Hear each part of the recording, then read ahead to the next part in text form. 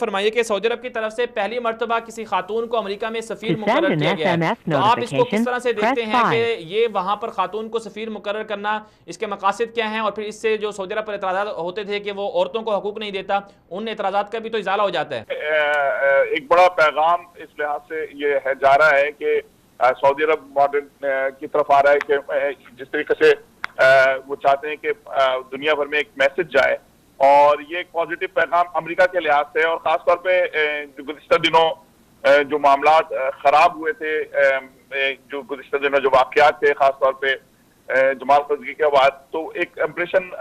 बहुत अलग सा पड़ा हुआ था अरब का। तो मैं समझता हूँ कि सऊदी अरब का, तो मैं समझता हूँ कि शायद जो वो डैमेज हुआ था उसको कंट्रोल करने के लिए कि नहीं जी हम कोई कंजर्वेटिव कंट्री नहीं है,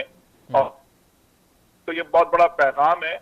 और इसमें जो है वो वाज़ेह तौर पे ये समझ में आता है कि ये सोचा समझा एक फैसला है जिसके तहत वाशिंगटन को या दुनिया को एक पैगाम देना है कि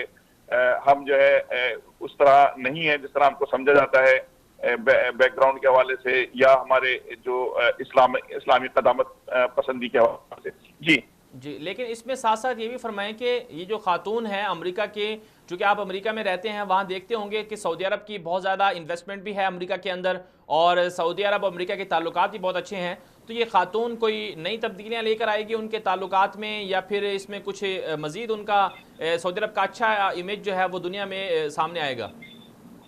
जी, बुनियादी तौर पे एक बात वाज़ेह तौर पे थोड़ी सी तल्ख़ हकीकत जरूर है कि अमेरिकन हुकूमत के साथ हमेशा सऊदी अरब के ताल्लुकात बहुत अच्छे रहे। आप ये कह लें मफाद का रिश्ता रहा है, लेकिन पब्लिक टू पब्लिक बहुत खराब ताल्लुकात हैं। सऊदी अरब का कोई बहुत अच्छा इंप्रेशन नहीं है, खासतौर पे इस्लामी जो हमारी कदामत पसंदी है उसकी वजह से, और उसके बाद जो वाक़यात बाद में हुए हैं, या 9/11 में भी जो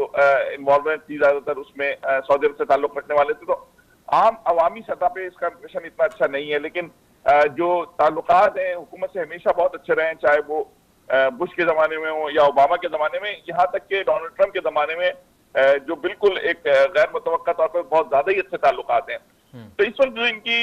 मैं समझता हूँ कि खातून की जो सबसे बड़ी आजमाइश है और जो सबसे बड़ा काम होगा, ये अवामी तौर पर सऊदी अरब के जो इंप्रेशन है उसको बेहतर बनाने का। जॉर्ज टाउन यूनिवर्सिटी अमेरिका की मारूफ यूनिवर्सिटीज में से एक है, और उसकी इन्होंने से तालीम हासिल की जो कि वाशिंगटन के करीब है। तो ये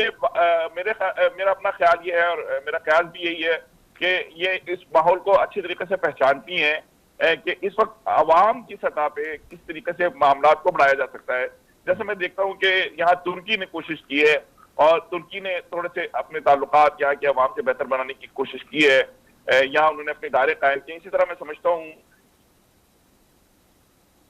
इसमें अपना भरपूर किरदार अदा करती हैं कि अवामी सतह पे सऊदी अरब के इंप्रेशन को बहुत ज्यादा बताएं। यहाँ बता दूं कि सलमान की जब बात है, उनका भी तौर पे पढ़ रहा था, लेकिन एक वाक्य ने उस पूरे जो इनका जो एक शख्सियत थी उस पे एक